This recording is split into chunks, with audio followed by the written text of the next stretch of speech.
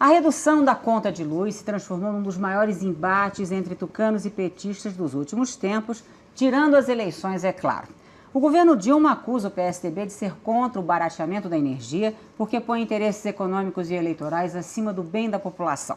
Os tucanos reagem forte, falam em cortesia com o chapéu alheio, estelionato eleitoral e ação para desviar a atenção do baixo crescimento do caso Rosemary.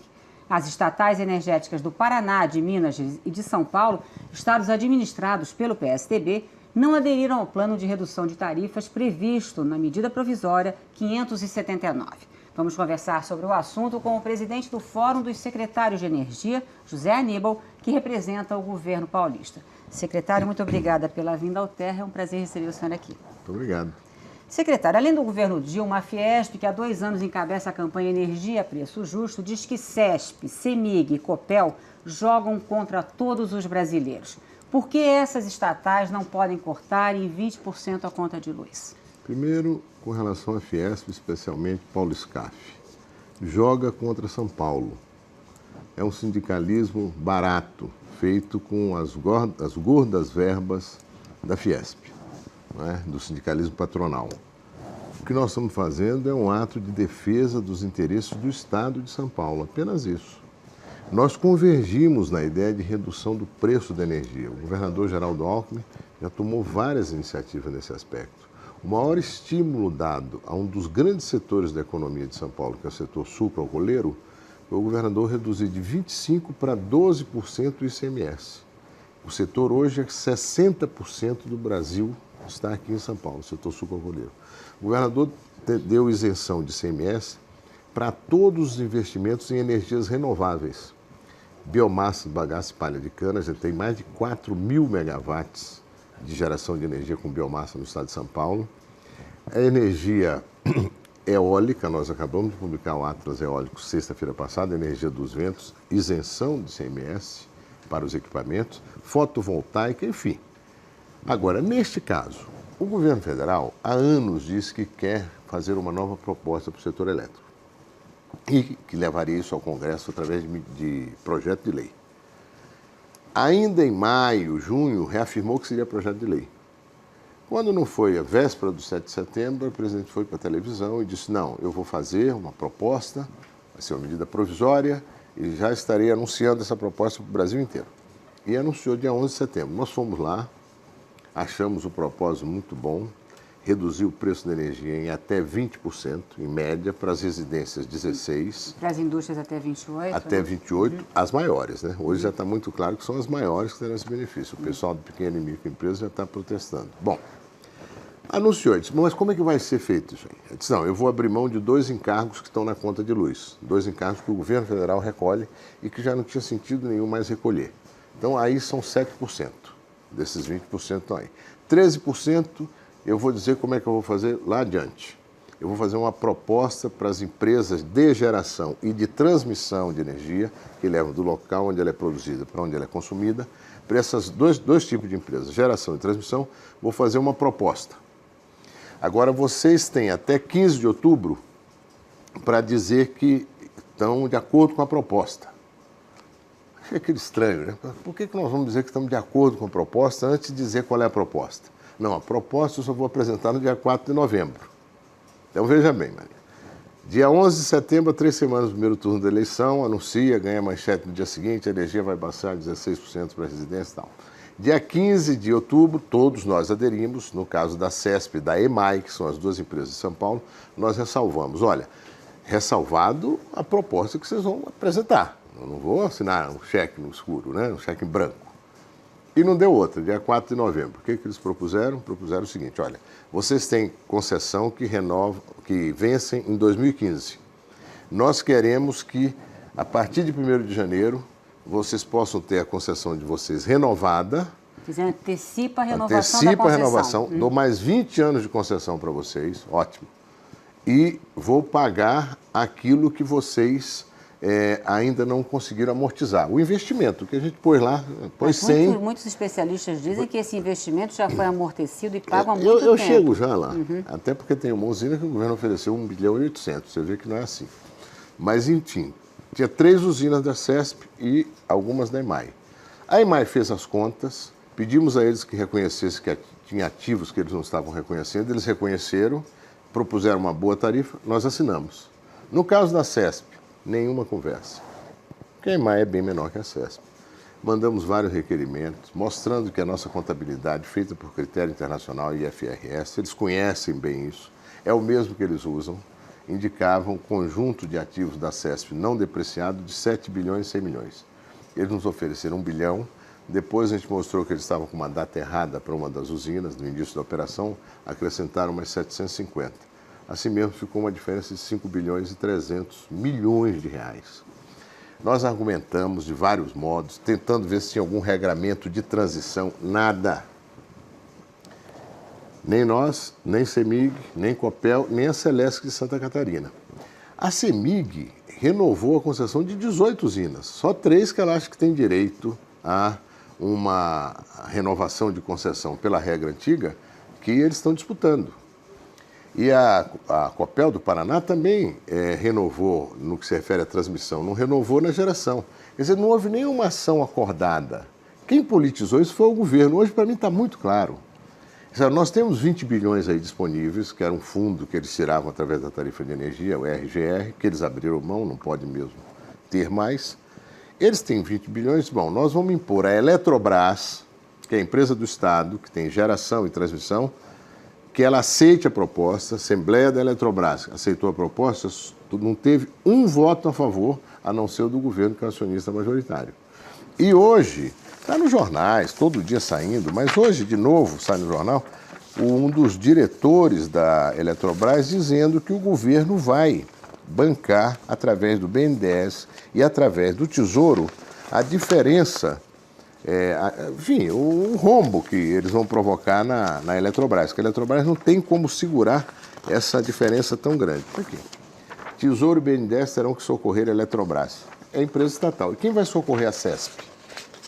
Eles queriam que o Estado de São Paulo, o governo de São Paulo, colocasse esses 5 bilhões e 300 milhões na CESP. Sabe como é que nós temos, o procedimento que nós temos para fazer isso? Tirando o dinheiro de investimento em saúde, em educação, em segurança, em saneamento. Não tem outro caminho. De onde que nós vamos tirar dinheiro? Agora, nós não emitimos dinheiro, não podemos estar implantando taxas. O governo federal faz, olha aqui, ó, Tesouro, o Manteiga já tinha dito, no caso da Eletrobras a gente põe dinheiro do Tesouro e aqui o outro já está dizendo até mesmo do BNDES. Então, o que o governo fez, de uma forma pouco honesta, porque devia ter chamado a gente para conversar, devia ter proposto um regramento de transição, nós podíamos ter convergido, talvez não conseguíssemos tudo no primeiro momento, mas num período de 1 ano, 2 anos, podíamos ter chegado a um resultado até melhor. E Minas teve a mesma atitude, o Paraná e Santa Catarina também. E aí é o governo do Raimundo Colombo, que é do PSD. Do prefeito Kassab. O senhor acredita que essas explicações do PSDB vão convencer a população, vão fazer frente à acusação do governo Dilma de que os tucanos não querem beneficiar o povo? Imagina. Sabe o que os tucanos fizeram? Acabaram com o pior imposto do Brasil, que prejudica os pobres, a inflação. Sabe como é que nós fizemos isso? Eu conduzi essa votação contra a posição do PT. O PT é um partido de conveniência e circunstância. E, infelizmente, o governo atual está caminhando muito nessa direção. Fez uma manobra política. No dia que eles fizeram o anúncio, que nos surpreendeu, que foi terça-feira passada, o Zimmermann, que é o segundo lá do Ministério de Minas e Energia, lamentou que as empresas estaduais tenham privilegiado os investidores em detrimento da população. Olha que absurdo. Imagina. Primeiro, você vai fazer alguma atitude deliberadamente contra a população? Ainda mais governos tão bem avaliados. O PSDB governa São Paulo há 18 anos. Minas há 12, há 10. Paraná está aí no Beto Richa, um belíssimo mandato. Ninguém está querendo ir contra a população. E não vai, e não vamos. O que nós queríamos é preservar o interesse dos estados e da população dos estados.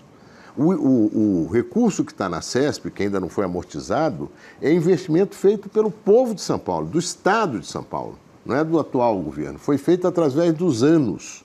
E agora nós não podemos dizer, não, tudo bem, a gente dá isso aqui para o governo federal promover essa redução do preço da energia e nós vamos tirar isso em educação, saúde, saneamento, segurança. Que história é essa? A gente eles se surpreenderam com a nossa reação no sentido de que achavam que iam nos intimidar. Intimidar coisa nenhuma. Eu acho que a população ela está muito atenta e sabe quando você está falando abertamente, falando verdade. Tirou 2 taxas, 2 encargos que já não podia mais cobrar. Com isso conseguiu 7%. Impôs a Eletrobras. No que se refere à transmissão, tinha estabelecido uma regra esquisita que não ia remunerar para antes de 2000. Quando a maior empresa de transmissão, que é a de São Paulo, que não é do governo de São Paulo, mas é a empresa que opera em São Paulo, disse, então não vou renovar, eles voltaram atrás, tiraram essa trava e estão dando para a empresa o que a empresa quer, o próximo aquilo do que ela acha que são ativos não amortizados. E aí com a gente a negociação travou. Nada, não, olha, vamos isso, tem energia vendida já por nós, como é que nós vamos pagar, como é que vamos fazer nisso? Nada, nem resposta. Agora, de qualquer jeito... Transigência. E aí, essa posição, que é pouco inteligente, né? Está impondo aí um conflito entre investidores e população. Imagina, não lê nem jornal. Sexta-feira retrasada, o que a imprensa do Brasil inteiro deu? Caiu o investimento no Brasil. Caiu. Mas... Você tem que atrair investidor, não é afugentar. Agora, em relação às concessões, elas não são nem hereditárias, nem eternas, quer dizer, se renova. Por que não trabalhar essa renovação das concessões das energéticas de São Paulo para poder reduzir o preço da conta de luz, já que a gente sabe que no Brasil isso faz parte do custo do Brasil, quer dizer, aumenta todo o problema de competitividade. Todo mundo faz parte do custo, Maria. Aqui no Brasil, inclusive, nesse momento, quando nós estamos com muito pouca água, o governo está gerando energia caríssima, que é energia, e está gerando porque precisa gerar, não é porque quer, não.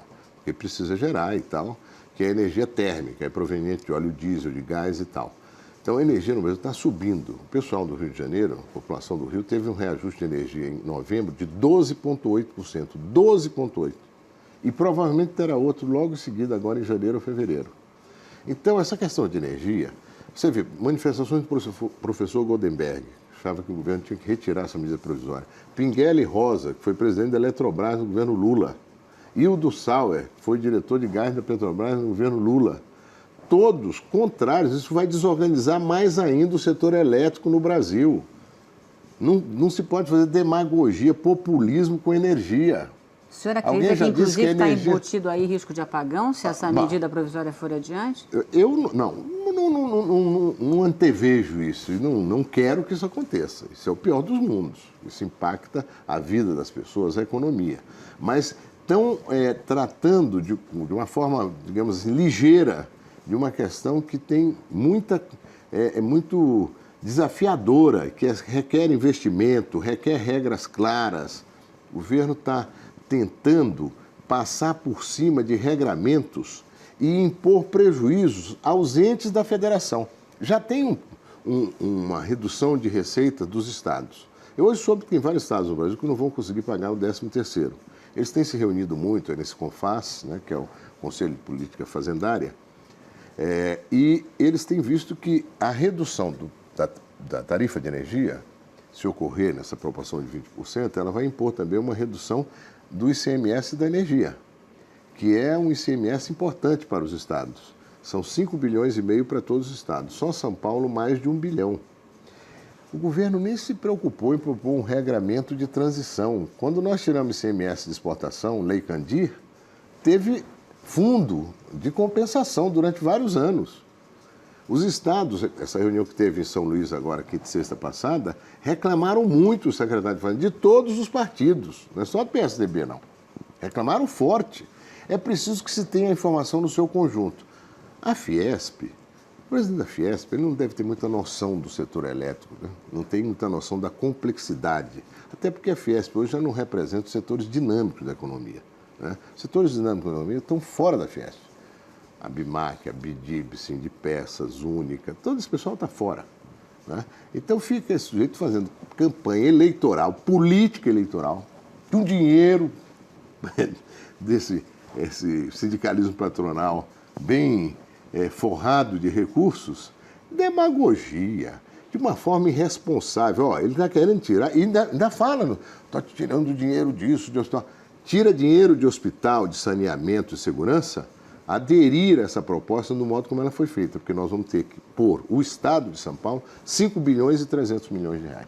O senhor citou aí o presidente da Fiesp, Paulo Scaff, ele diz também que a queda das ações das energéticas depois do anúncio dessa medida provisória apenas corrige uma distorção, já que estavam sobrevalorizadas e porque ficam amortizando uma dívida que já teria sido paga. Ele diz qualquer coisa. O presidente da Fiesp diz qualquer coisa. Deixa eu te mostrar uma coisa aqui que mostra que o que eu estou dizendo, olha aqui. Ele andou contratando gente, ele fez aqui uma observação, fez o panfletinho dele, bem bonitinho. Não, só lembrando ao internauta que a gente vai ouvir Paulo Scaff aqui também, representante da Fiesp, para fazer o contraponto. Ele põe aqui que no dia 6 de agosto, o ex-presidente do Supremo Tribunal Federal, Nelson Jobim e Ellen Grace, afirmam que não há respaldo constitucional para prorrogar concessões de energia. Num panfletinho que ele está defendendo a proposta do governo. A proposta do governo é prorrogar as concessões. Agora, qual e eles seria, estão dizendo então, que não tem respaldo constitucional para prorrogar. Agora, secretário, o que ele diz ou escreve, ó. Qual seria, então, a proposta do PSDB para baratear a energia no país, então que a gente sabe que é cara e que precisa o país ter preços mais competitivos e que o custo da energia contribui para isso? Vamos lá. Primeiro, tem que tirar impostos. O governo tem PIS/COFINS na energia de 9%. 9 é muito. Aí o senhor fala o governo federal. Claro, corta pela metade. E o governo estadual? O governo estadual. Nós temos 0 de ICMS para quem consome até 90 kW. Temos 12% de ICMS para quem consome de 90 a 200 kW, que é a grande maioria. E temos 25% para quem consome acima de 200 kW. E o ICMS do setor industrial de São Paulo é o mais barato do Brasil, 18. O do Rio é 30, o de Minas é 30, o do Paraná é 30, aqui é 18. Então, nós já temos uma política de ICMS que é muito adequada à competitividade. Além do mais, as empresas, elas se creditam do ICMS, não é o custo, elas passam adiante aquilo que elas pagaram, elas transformam em crédito na operação seguinte. Bom, então, é muita garganta para pouco resultado. Não estão pondo o dedo na ferida, de fato. O custo de energia pode reduzir? Pode. Atenção, não vamos só favorecer os eletrointensivos, que consomem muito. Até o pessoal desse setor, numa matéria de ontem, num grande jornal aqui de São Paulo, manifesta preocupação que essa MP pode ser um tiro na água. Foi feito de forma atabalhoada. Não nos chamaram para ver regramentos de transição, onde nós eventualmente podíamos ter negociado. Olha, isso aqui, parte do Estado, a gente pode eventualmente fazer. Isso aqui a gente complementa com vocês. Quiseram fazer sozinhos para tirar esse proveito eleitoral, que certamente devem ter tirado, não é? Mas que agora estão vendo que o resultado pode ser um resultado muito distante do que tinham almejado, não porque nós não aceitamos, até porque eles dizem que o que a CESP significa nessa redução de 20% é 1,6%. Põe a CEMIG mais a Copel, dá 2, 2,5% no máximo. Vamos ver os 17,5% se vão vir de fato, que o governo disse que ia fazer. E que, se nós não aderíssemos, nós vamos buscar alternativas. Encontre as alternativas. Agora, jogar o prejuízo para a população de São Paulo pagar, não. Para o Estado de São Paulo pagar, não, porque isso significa reduzir serviços, saúde, educação, segurança. Você está no TER e acompanha a entrevista com José Aníbal, secretário do governo Alckmin. Vamos falar agora do futuro do PSDB. Secretário, chegou a hora de lançar Aécio Neves, candidato a presidente pelo PSDB. O timing é agora, 2 anos antes das eleições de 2014? Eu acho que o timing está próximo. O próprio Aécio teve o cuidado de dizer, olha, fico muito satisfeito, lembrar meu nome, mas eu preciso conversar mais. Ele está fazendo uma política corretíssima de criar toda a convergência dentro do partido. Não é? Nós ganhamos quando nos unimos e quando falamos. O PSDB é excelente. E eles estão preocupados também, a oposição, porque nós começamos a falar. E encará-los, inclusive, quando eles praticam esse populismo vulgar com relação à tarifa de energia. Né? Vulgar porque, no fundo, tudo bem, vou até admitir que querem reduzir o preço, mas queriam reduzir com chapéu alheio. É isso aí. Então, eu acho que agora a disposição nossa está ficando mais constante, né, de questionar. O governo não vai bem. O PIB é pibinho. A taxa de investimento está caindo. O Brasil voltou a ficar próximo dos 18% de investimento. A China investe 45% do produto. O Brasil, 18%.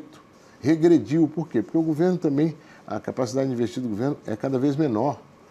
Então, não adianta, o incentivo daqui, incentivo daí, ajuda um pouco tal, mas não resolve o nosso problema. O nosso problema é infraestrutura, logística. Agora mesmo, vindo para cá, estou ouvindo uma rádio, vocês vão falar dos aeroportos.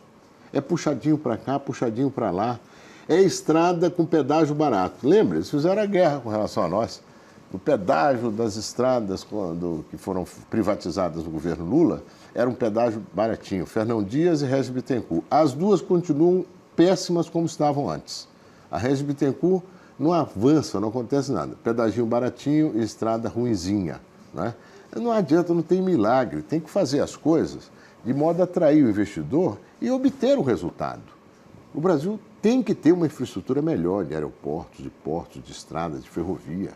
Tem que ter investimento. Mas aí o consumidor tem que pagar mais por essas estradas e mais por essa energia? Não tem, primeiro que não está pagando mais pela energia. Nesse momento até está pagando.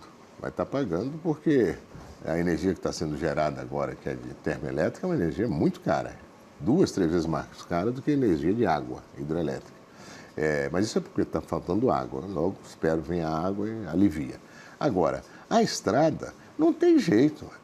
Estrada que, no mundo inteiro, estrada eficiente, estrada de qualidade, segurança, é pedagiada. É raro o lugar onde boas estradas não são pedagiadas. É um custo, porque senão você impõe um custo para todo mundo. E quem não anda naquela estrada? Ou quem só anda naquela estrada através de ônibus? Vai pagar pedágio igual? Vai pagar igual aos outros? Não, há uma diferenciação. Então, eu acho que é aquela velha história. Você prefere o quê? Ter essas estradas com esse padrão que tem em São Paulo, que são consideradas melhores do Brasil, e pagar um pedágio, ou ter estradas que te impõem tempos excessivos, né? Que te impõem riscos excessivos? É uma escolha que se faz. O governo tem que parar com essa mania de anúncios, de propósitos, e tem que ser mais realizador, porque os números não mentem. O ministro da Fazenda, o Pibinho, né, do terceiro trimestre, ele disse que vai, deve ter feito, admoestar o IBGE para refazer suas contas. Para com isso. O IBGE é uma instituição seríssima, que é uma instituição do Estado brasileiro, não é desse ou daquele governo. Eles trabalham dentro de critérios muito objetivos.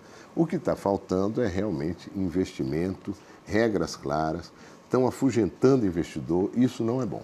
Assunto que, sem dúvida, nesses 2 anos aí, até 2014, vão ser muito debatidos e vão ser também tema das campanhas eleitorais daqui a 2 anos. O PSDB corre o risco de perder o lugar para o PSB. De repente, o grande concorrente do PT em 2014 seria Eduardo Campos e não Aécio Neves? Olha, eu acho que o Eduardo Campos é um político de talento e tal, fazendo lá um segundo mandato no Pernambuco. O PSB teve uma melhoria nos seus resultados eleitorais. Agora, é aquela coisa da novidade, né? Pode ser, né? Ou não.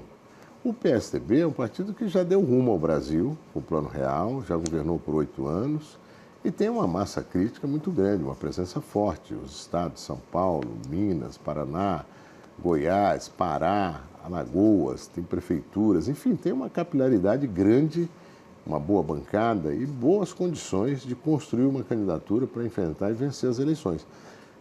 Almejamos até convergir com o Eduardo e com outros políticos, lideranças e partidos. E certamente abriria a mão, por exemplo, da cabeça de chapa para ser o PSDB entrando como vice de Eduardo Campos?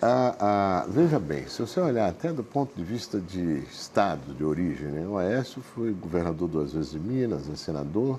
Minas é um dos estados mais populosos do Brasil, né? É importante ter isso em conta também, ter uma adesão muito forte, né?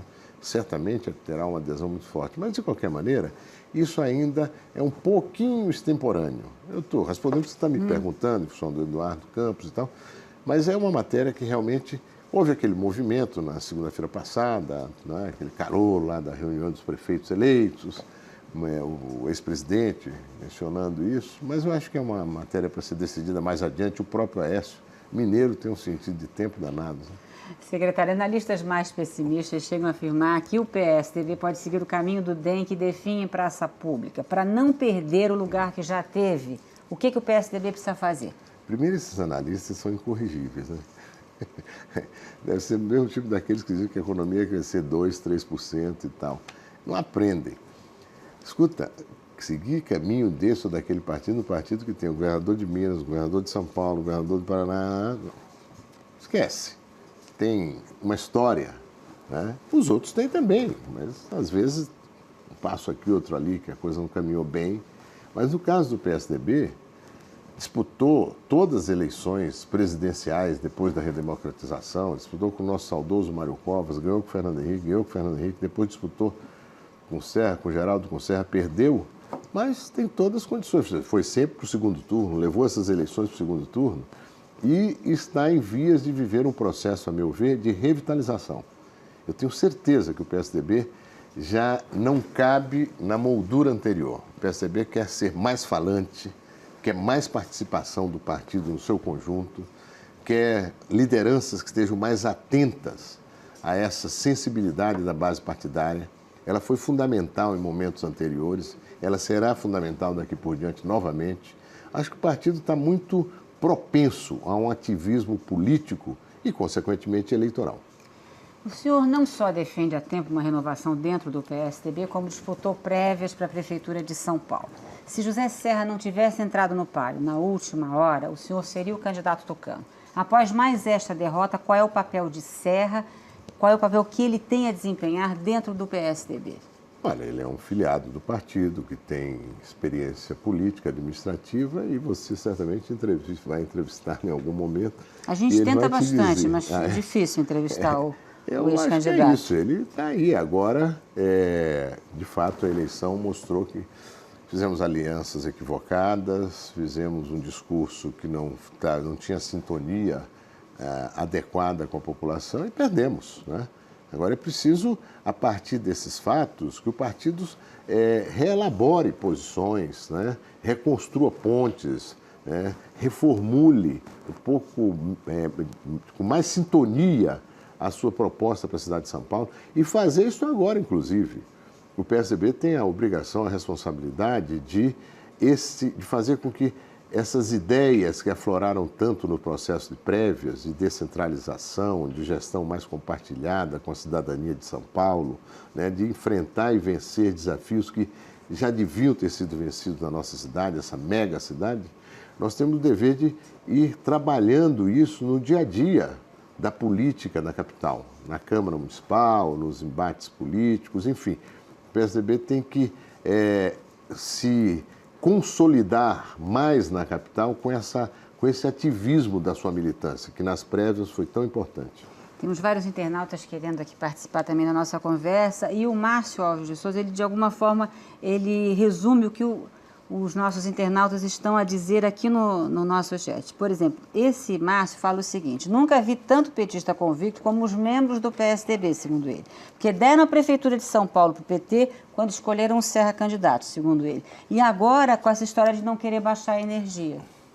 Não, mas olha, isso aí é a facilidade do internauta de não querer acreditar em conto da carrochinha, né? Papai Noel. Eu passei aqui alguns minutos mostrando que querer baixar a conta de energia é algo que nós queremos faz tempo e que já tomamos várias decisões nessa direção, inclusive com relação ao ICMS em São Paulo.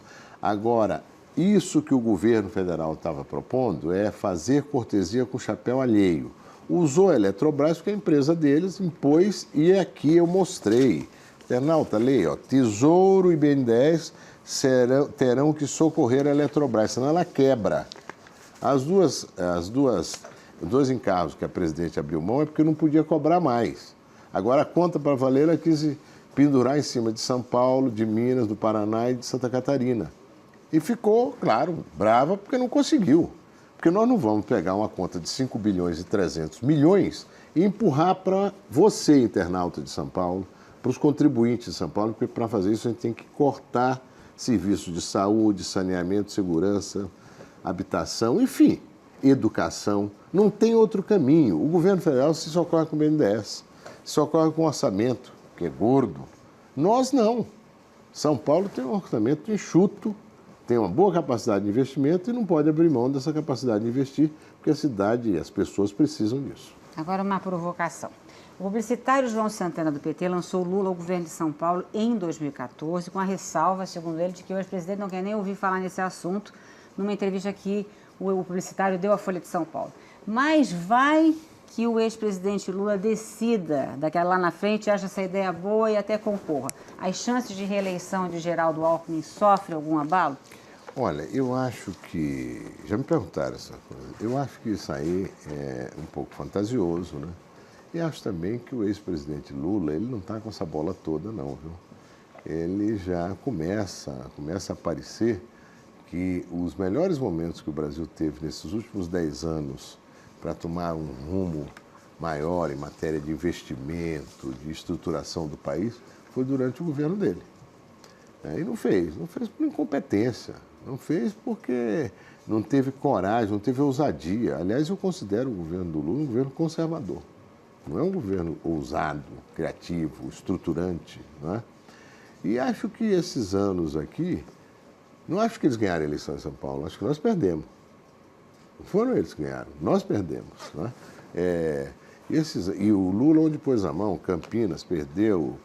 Onde pôs a mão? Onde apareceu para fazer campanha, perdeu. Ganhou em 2, 3 lugares, mas perdeu em vários outros. Acho que também não existe essa coisa. Pode ter tido a preferência do eleitorado em segundo turno em 2 eleições para presidente do Brasil, mas pode não ter para o governo de São Paulo. A população de São Paulo é muito exigente em matéria de desempenho, de resultado. E vamos ver. Se ele quiser ser candidato, vamos disputar. Essa história de que ganha por antecipação, nada. Isso foi uma jogada do marqueteiro aí, do João Santana, certamente ensaiada com o próprio Lula, para colher, né, como é que viriam as reações. Da nossa parte, pode vir que nós estamos aí para enfrentar e disputar para vencer a eleição em São Paulo, com apoio, claro, com a confiança do eleitorado. Para a gente encerrar a nossa conversa, secretário, qual o futuro político do senhor? Sai de novo para federal em 2014? Qual é a ideia? Não sei, viu? Eu estou muito estimulado com esse novo momento que o PSDB vive. Se isso se consolida, eu quero estar muito atuante no plano partidário, que é uma coisa que sempre me sensibiliza, né? Os melhores momentos da minha vida pública foram esses, de atuação no programa do Real, né? Na aprovação do programa, né? Nas reformas constitucionais foram tão essenciais, às quais todas elas o PT se opôs, né? E fiz isso também quando fui líder na Câmara Municipal de São Paulo, aprovamos vários projetos importantes. Vamos ver, quando fui secretário de Ciência e Tecnologia em São Paulo, fazendo esse trabalho de reativação do ensino técnico e tecnológico. Gosto muito da política, aquele aspecto do fazer, né? O saber a serviço do fazer, não é só saber. Tem que saber e colocar esse saber a serviço do fazer, que é uma marca muito típica das pessoas que vivem em São Paulo. Para manter o PSDB em pé e crescendo e se fortalecendo. Isso, eu tenho muito gosto por essa atividade de ir ganhando adesão, convicção naquilo que está sendo defendido, né? Não é agir só pensando em amanhã, né? Se você só pensar em amanhã, as coisas nem sempre ocorrem do melhor modo. Secretário, muito obrigada pela vinda ao Terra. Foi um prazer conversar com o senhor. Obrigado.